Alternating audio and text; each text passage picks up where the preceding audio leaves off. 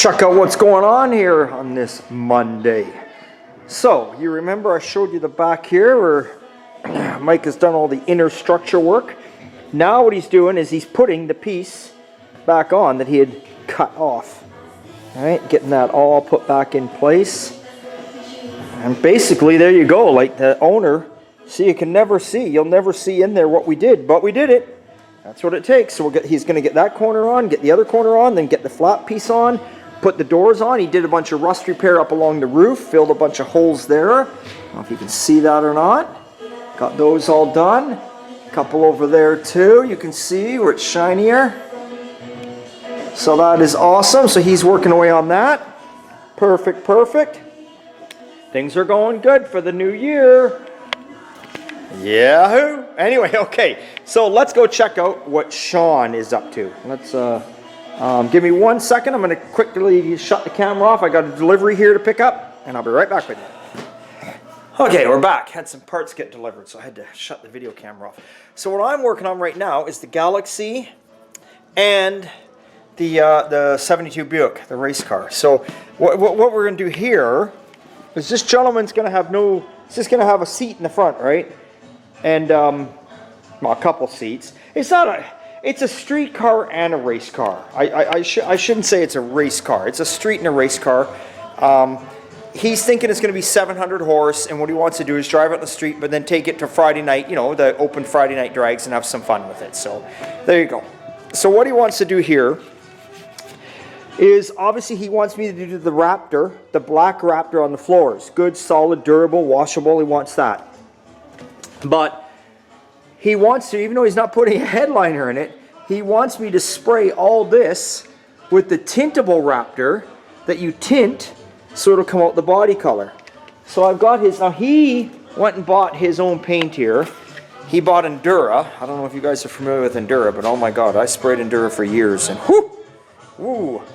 Endura started out where they used it on planes and boats and shit like that, and tanks, and they got into the automotive end of it. It is extremely durable. I painted several Model A frames with it, and these people I painted them for have gone to car shows, and everybody thinks their frame is powder coated, and it's painted with Endura. So it's a good solid paint, but it just stinks really bad, and it's a bitch if you ever got to polish something out, in my opinion. So he's got his Endura right here. So what you do is there's my Raptor gun. I washed her, cleaned her all out. I've got separate ones. This one's for color. And I have another Schutz one I use for black. Keep the pressure down low. I got a regulator which is sitting right there. I'll plug that in so I can keep control of the pressure. And this is, I buy this one. Let me close this door, it's so cold. I buy this one here is a Tintable Raptor.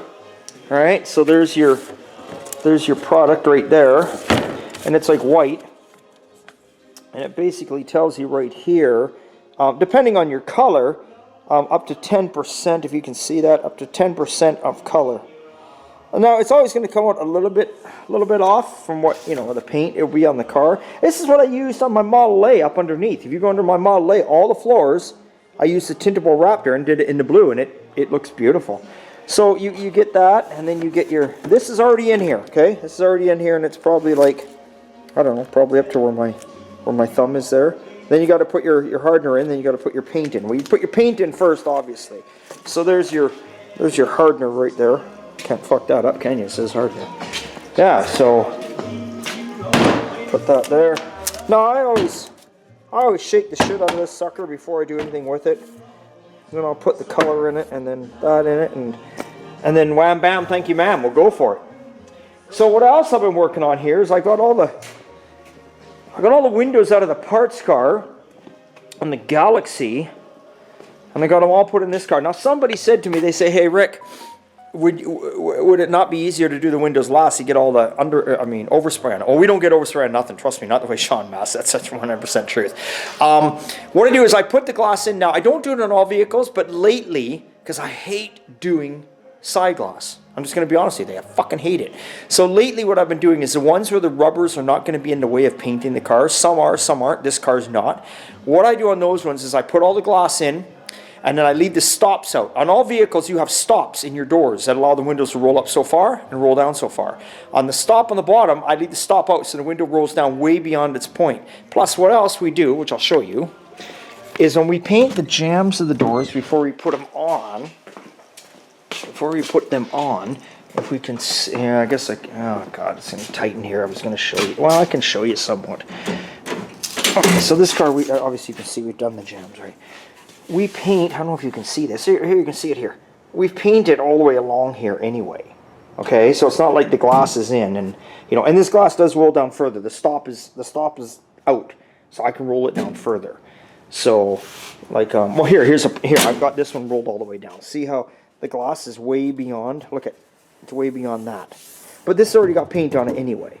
So we mask it all off, and no, we don't get any overspray on it, so it's all good. Saves me a lot of grief. Now, what I meant by some cars, these rubbers overhang onto here, so then I wouldn't put the glass in. This car, the rubber does not. It sits within here because, I don't know if, yeah, here's a piece. This is the wrong side, but this gives you an idea, okay? It's totally the wrong side, so don't get the idea.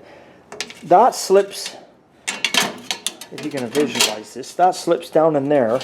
Like I said, it's the wrong side. But anyway, that slips down in there and goes up against the rubber, and it covers all this. So, like I say, on some cars, there you go.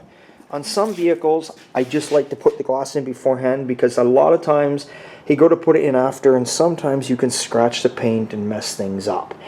And I don't have, for you wondering, I don't have a spray booth here where I work out of.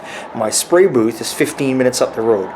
So if I scratch something or anything, I can put it in the body shop bay, but it means I have to clean the whole body shop bay out, spend a couple hours cleaning it out, because we do. Obviously we paint jambs here and stuff like that, but you have to clean it up, put it in there to fix a bloody scratch. So I try my hardest to figure out the best scenario and the best situation. So, like I say, some cars get the glass in first, some don't. So hopefully if anyone, the guy that wrote to me was asking, there you go. And no, there's no overspray. When we tape, he's taping like right over here. He's shoving the doors full of paper. Trust me, there's no overspray. Now, the other thing I'm doing is I'm getting all the headlight buckets in again. And you can see here, we've painted. Now, are we going to repaint this? We're not going to leave that like that, or we'd have an edge there. So we do Scotch-Brite this, but we have painted here.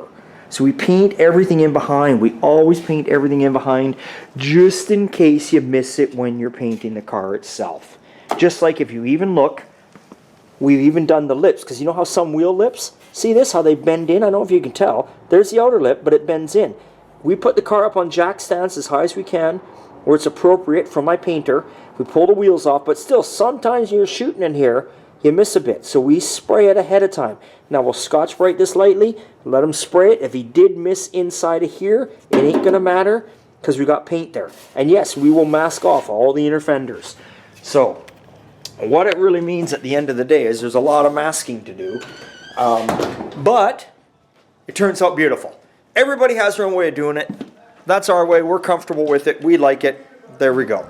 So maybe I'll spray some Raptor on here, Tintable, and maybe I'll turn the camera back on and show you guys how it turns out, if it turns out, right?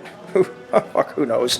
What's today? Wicked Wednesday? Yeah, Wicked Wednesday. Tomorrow's Thursday. Thank God. Okay, I got to get back to it. Okay, so let's oh, fucking motherfucker. Anyway, okay, let's show you here. So what I did was I poured a little bit of, this is the color the customer's going, the car. So what I did was, I'll show you this Raptor, what it looks like inside. Hang on a second, I gotta set the camera down, guys, sorry. So, there, if you can, I don't know if you can see in there or not. I don't know if you can see that. I'm trying to get it in the light for you. Anyway, you might be able to see it. It's white. Okay, it's like you can see it there. It's like looks like a mashed up bloody banana. So anyway, it's probably right up to around here. You can add 10% or a bit more color, but you still got to put your hardener in it, right? So I mixed it up, and I can't show you now, but I mixed it up and I got it ready to go. You can see my dirty old blue fingerprint there. Got it all ready to go and got my lid on. So that's it. I'm gonna get my regulator hooked up. I play with it and see where I like it play with it at first and see where I like it to be for pressure. And you know, obviously right now the lines are running like 110, 120 PSI through here. I don't want that. I don't want to knock it down. So that's what we're gonna do. And then we're gonna take that and put it here. Okay. Yeah. So let's go for it. Okay, well I'll show you here. I'm not done. I'm just working on it, but anyway, yeah, here I'll show you. So there it is. You know, I'm still spraying, as you can see. I haven't got it all sprayed. What I do first is I'm going around where all these holes are. I'm going in there and I'm shooting any which way I can.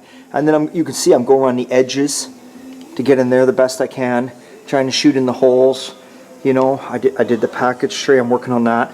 Leave the bigger areas for last. That way there, when I do the bigger areas, say I miss something in that gap there, well, when I'm shooting a bigger area, more overspray of the color is going to go in there. So I try and get the holes the best I can.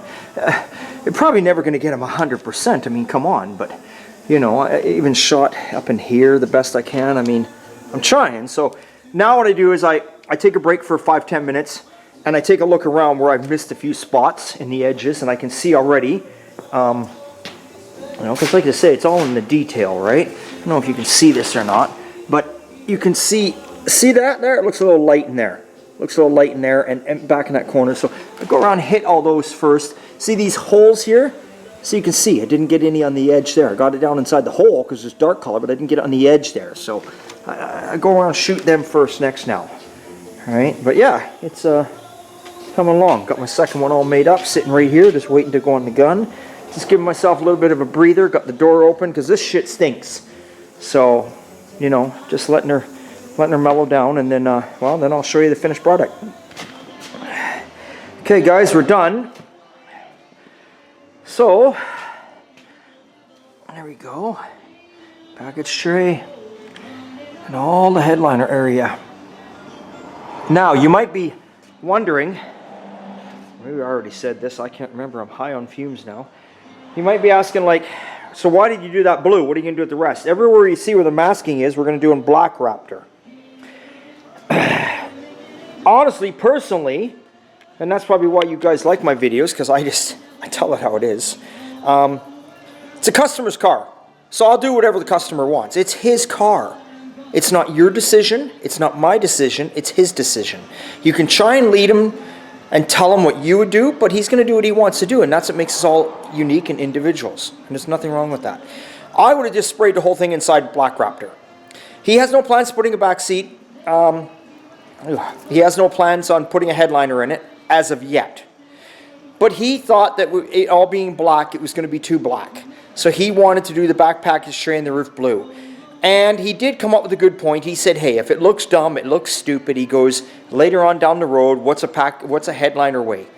1 or 2 pounds? He goes, I'll put a headliner in it, cover it up. Put a package tray on it, whatever. He is correct that way. He just wanted, and he said he wanted contrast. He wanted black and blue.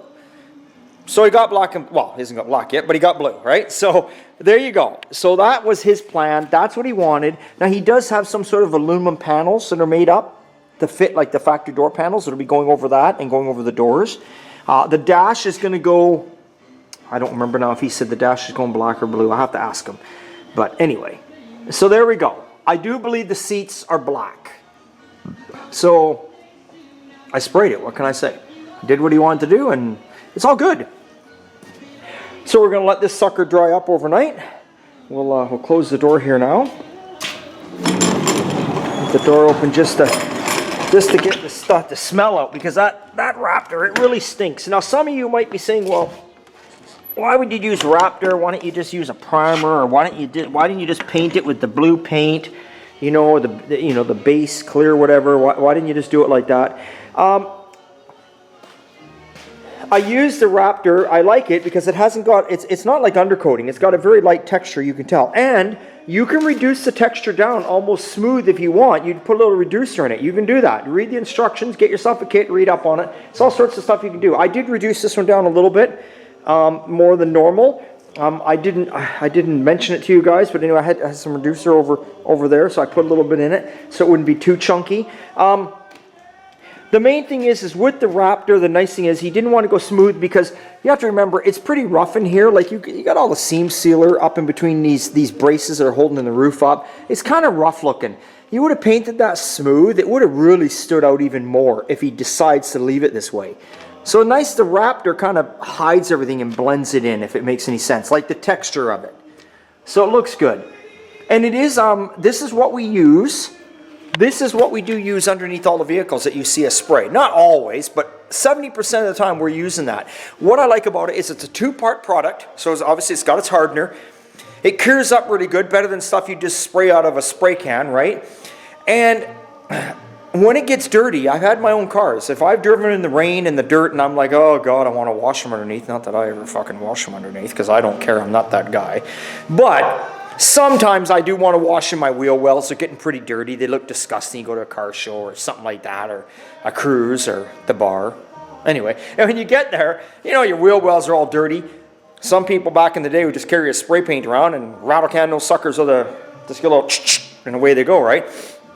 You can actually get under there and you can take a rag, soapy water, and just like that, wash it, scrub it down and hose it off, and it comes out nice and clean again.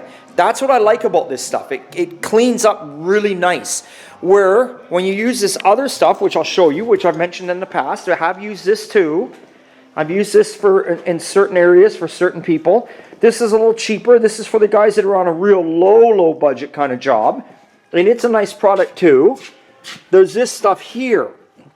All right, this ProForm Gravel Guard rubberized. You can reduce it down a little bit too. Now there's no hardener with this. You just pop the lid, give her a shake, spray it out of your shoots gun. It comes out much like the Raptor. Comes out much like it too. You can also get it in a spray bomb. See, I keep some of them around here. You know, it comes out much like the Raptor. But the problem with it is that when it gets dirty and mucky and all that kind of stuff, you go to wash it. It clean, you know, most of the dirt comes off, but it doesn't come out nice and clean like new again, like the Raptor does. So there you go. There's all sorts of products out there. I'm sure you guys have got some products you use. I'm sure some people are probably like, I would never do that. But hey, I don't know what to tell you. We've been doing it for years. It's been working for us. There's nothing wrong with it. It's never peeled back. It's never given us grief. It holds on good. It looks nice. And I love the fact I can get one and tint it, color of the car, or I can stick with the black. Some cars, when you get really fussy, like that 69 Camaro we're doing out there, we're not going to Raptor that underneath. That car gets actually put on a rotisserie and we paint it with the, you know, with the body color, the paint, right? Properly. But, you know, some people, most of my people that come to me build these cars as daily drivers that they drive. They want to have fun with. They're not no bloody garage queen. They're driving these cars and having fun. And there's absolutely nothing wrong with this Raptor stuff, putting it on underneath it. It's way better than getting underneath there and brushing that big, thick, goopy old undercoating we used to do years ago. Remember that? Back in the 70s and 80s, we'd brush on that fucking old thick undercoating and away we'd go. Oh my God, there's a water trap happening right there. At least this stuff, you get every nook, every cranny, you're good to go. So hey, thanks for subscribing, thanks for watching. There you go. Tomorrow, we're going to attempt to do the black. We're going to see if this hardens up. I'm going to crank the old heat up here in the shop, leave it on to around 9 o'clock tonight. This stuff usually hardens pretty quick. And if everything's good, we'll mask off the blue that we did now. And we'll spray some black tomorrow. Maybe I'll show you how that goes. And we'll check out what Sean's doing tomorrow too. He's working on the 89 Ford pickup box. He's blocking out and getting it in final primer. Okay, it's always a good time at old time. We'll catch you next time.